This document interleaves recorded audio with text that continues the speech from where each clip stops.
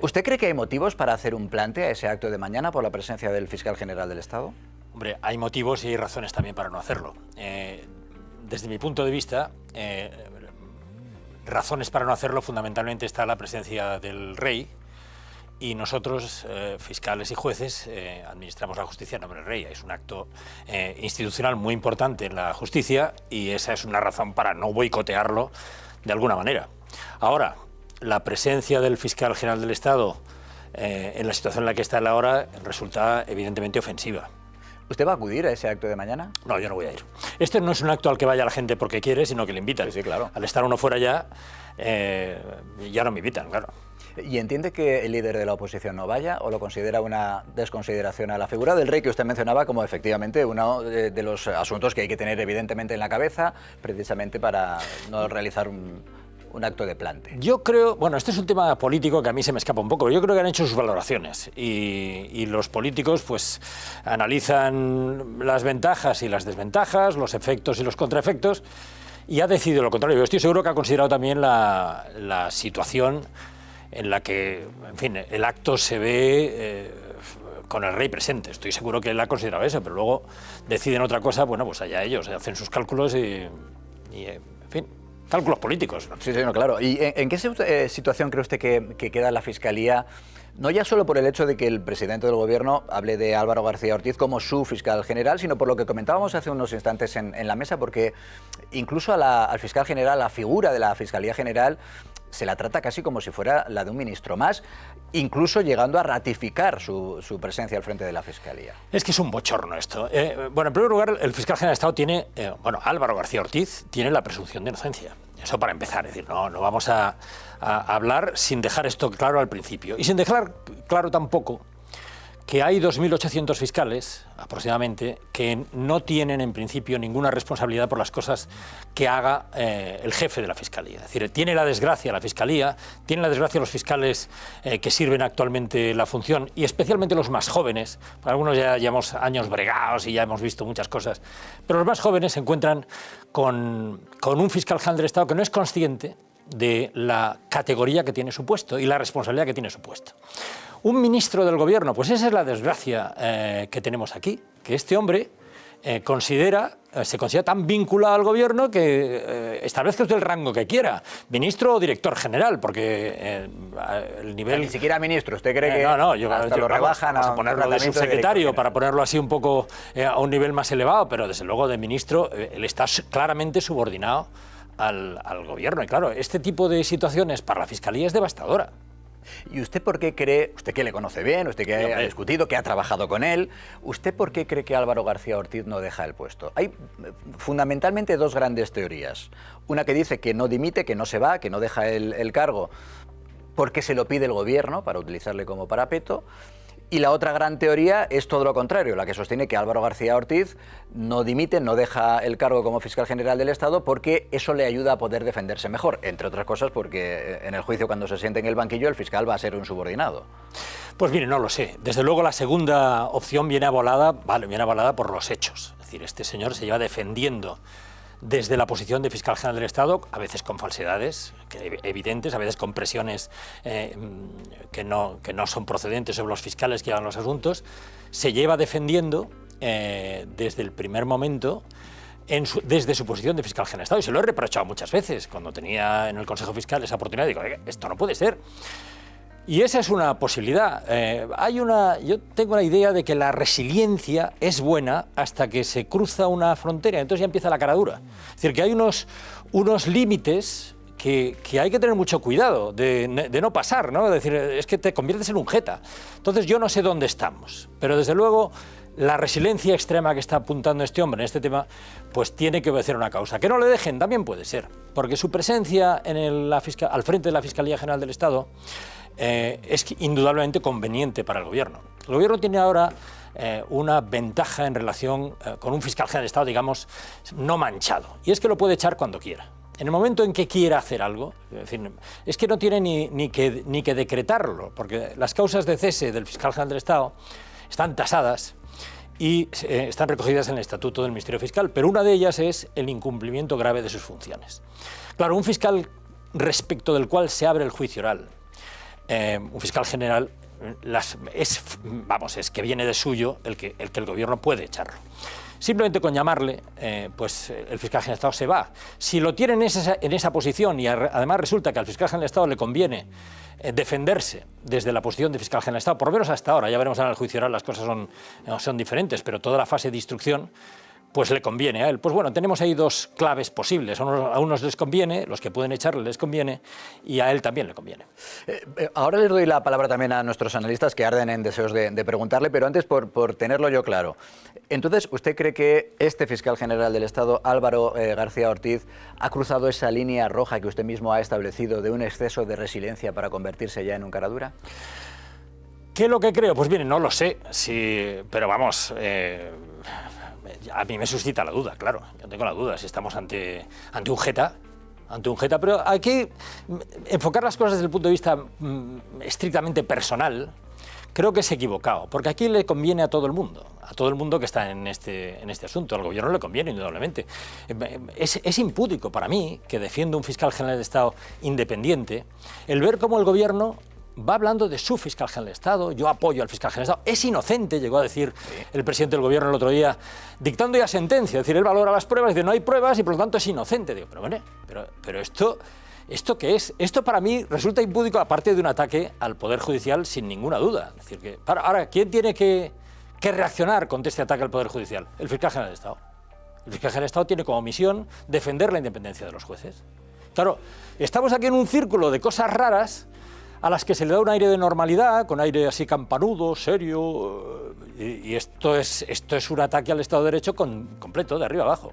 Bueno, el presidente del gobierno, que efectivamente decía no hay pruebas, hay que recordar que algunas de las posibles pruebas se destruyeron. Fueron destruidas por el propio fiscal general del Estado que borró los mensajes de su móvil. Solo por eso ya tendría que haberse ido. Es decir, un fiscal general del Estado, al que el día que le imputan se deshace de sus teléfonos, de sus correos electrónicos, de, bueno, pero ¿qué ejemplo está dando este hombre a los fiscales más jóvenes, los que se están batiendo en las trincheras, los que están luchando contra este tipo de delitos, los que sacan como inferencia en delitos de narcotráfico y en otro tipo de delitos, que eso es una confesión de culpabilidad? Porque eso es una potente inferencia. Los fiscales lo utilizamos con relativa frecuencia y este hombre, como si no fuera con él. Resiliencia, ¿eh? Resiliencia y quizá un poco más allá. Le ha concedido usted el beneficio de la duda, al menos en lo personal. Bueno, le decía a nuestros analistas, arden en deseos en preguntarle. Margarita. Quería preguntarle si la petición que están haciendo algunos de sus compañeros de distintas asociaciones de que no vaya el fiscal general y de que el ministro no ocupe el puesto que le corresponde, si es simplemente un gesto, es algo que no puede ocurrir porque están obligados, o hay alguna manera de saltarse ese protocolo para que no estuviera el fiscal general del Estado. Bueno, yo no sé si hay un protocolo, si hay alguna manera de evitar que fuera el fiscal general del Estado a este acto, pero las razones de la petición... No entro en lo del ministro, Lo del ministro son temas, como antes del líder de la oposición, bueno, son cuestiones políticas y yo ahí no quiero entrar. Ahora, en relación con el fiscal general del Estado, naturalmente que fiscales y algunos jueces pedimos que no vaya, porque claro, nadie le puede impedir que vaya, en principio. Entonces tiene que ser una decisión suya, bueno, la llamada de Moncloa que hacía antes, pero en fin, parece que no se va a producir. Nadie, pero sí por responsabilidad no debería ir. Y no debería ir porque allí va a estar sentado presidiendo un acto en compañía de la Presidente del Tribunal Supremo y fundamentalmente de Su Majestad el Rey, delante de quienes le van a juzgar. O sea, va a estar explicando con esa autoridad que se supone que tiene el fiscal general del Estado delante de quienes le van a juzgar dentro de pocos meses. Aparte de que en su conducta procesal y durante este periodo ha estado ninguneando las decisiones que se han ido tomando por el juez instructor, el magistrado instructor, durante todo este periodo. Decir, hombre, es que es un acusado que tiene derecho, naturalmente, pero el fiscal general del Estado no. El fiscal general del Estado no puede decir que el magistrado actúa pues sin fundamento sólido, por criterios que no racionales, que no tiene indicios. El fiscal general del Estado no puede hacer eso y es la misma persona. Por lo tanto, desde mi punto de vista, claro, sería muy conveniente que no fuera. Lo que pasa es que... La justificación es que está obligado a ir, por eso se lo preguntaba. No sé si está obligado o no está obligado. Margarita, bueno, un precedente de un fiscal general al que no se le dijo que no fuera, pero sí que se le evitó que presidiera el acto. Ocurrió en 1996. Lo vamos a contar de inmediato, además con nuestra compañera María Jamardo. Vicente. Hola, buenas noches. A mí me gustaría mucho saber su opinión sobre la futura ley Bolaños, cómo puede afectar a la justicia española y su opinión si ¿cree usted que se puede aprobar o no? Bueno, si se puede aprobar o no, yo creo que en este momento no. En este momento no creo que tenga las mayorías, sobre todo cuando el grupo de Junts va afirmando, va diciendo que no va a pasar. Entonces, si no pasa con Junts, pues es evidente que no hay mayorías. Pero si llegara a aprobarse, mi pronóstico no es bueno. Vamos a ver, desde un punto de vista técnico, puramente técnico procesal, que el fiscal lleve la investigación no es nada anormal, ocurre en media Europa, o en la mayor, mucho más de media Europa, y además es una medida que tiene fácilmente medidas positivas para el secreto de las actuaciones, solo hay uno que tenga las actuaciones, para la agilidad, para el control judicial, todo eso está muy bien. Pero claro, en una situación en la que sin ningún pudor se mantiene como fiscal general del Estado, hablando de su fiscal general del Estado al jefe de la institución y atribuirle, en detrimento de los jueces, que eso sí son independientes, la investigación judicial, en este momento me parece una locura. O sea, mire que yo desde el punto de vista técnico lo he escrito y lo he defendido. Es mejor que los fiscales defiendan para la agilidad del proceso y para las garantías del proceso, pero que lo haga el fiscal general del Estado en esta situación es que debían estar locos. Bueno, hay que recordar que, de hecho, la Fiscalía es el único órgano de administración de justicia que se rige por el orden jerárquico. De ahí bueno, y no sabe hasta qué punto, ¿eh? Bueno, no, claro. O sea que ahí, vamos, una llamada supone poner en primer tipo de saludo a todos los fiscales. Vamos, es que aquí el orden jerárquico, especialmente los puestos de responsabilidad, en fin, los dirigentes ahora lo manejan. Porque parecen, claro, uno los ve y los ve así en las fotos como gente, pues ves al fiscal general del Estado, ves un hombre bonachón, un hombre... Oiga, hay que ver cómo maneja con puño de hierro aquello, desde dentro, sin mucha autoridad, pero con mucha potestad, con mucha potestas. Paco Rosell le pregunta también. Sí, bueno, me gustaría hacer una pregunta. Yo creo que nos equivocamos en la valoración del hecho de mañana.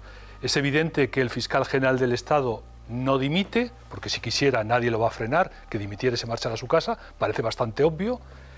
Es evidente que el gobierno no quiere, porque tiene la posibilidad de cesarlo y destituirlo por un hecho de una enorme gravedad, como la revelación de unos secretos que comprometen su permanencia en el puesto y que desde luego en ningún otro Estado democrático eso sería tolerable ni admisible. ¿No nos encontramos aquí más bien en que el presidente del gobierno utiliza al fiscal general del Estado en una doble dirección? Por un lado, para decir que si él fuera encausado, él iba a seguir el mismo procedimiento del fiscal general del Estado, que no dimitiría. Y en segundo lugar, que me parece también importante, humillar al Poder Judicial para decir que él prevalece por encima del Poder Judicial.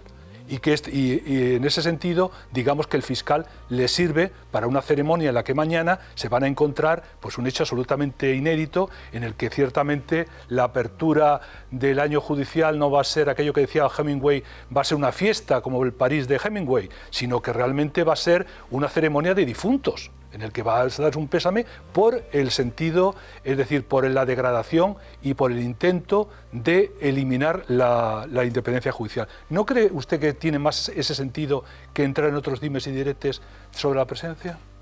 Bueno, pues la verdad es que no he pensado lo que usted sugiere ahora. Que el presidente del gobierno deliberadamente mantenga al fiscal general del Estado con la finalidad de exponer claramente pues su supremacía, por así decirlo, sobre el Poder Judicial, pues yo creo que el presidente del gobierno, de verdad lo digo, debería aprender un poco de las reglas del Estado de Derecho. Esto parece muy fuerte, pero creo que es así. El Estado de Derecho se sostiene, es una garantía para todos, son las reglas del juego, y se sostiene sobre algo que es la independencia judicial, la separación de poderes, con la finalidad básicamente de evitar la arbitrariedad, de conseguir el principio de igualdad, que la falta es necesaria, que no haya inferencia del poder ejecutivo dentro del poder judicial. Todo eso vemos que el presidente del gobierno, con ligereza, incluso en la prensa extranjera, se lo salta, y se lo salta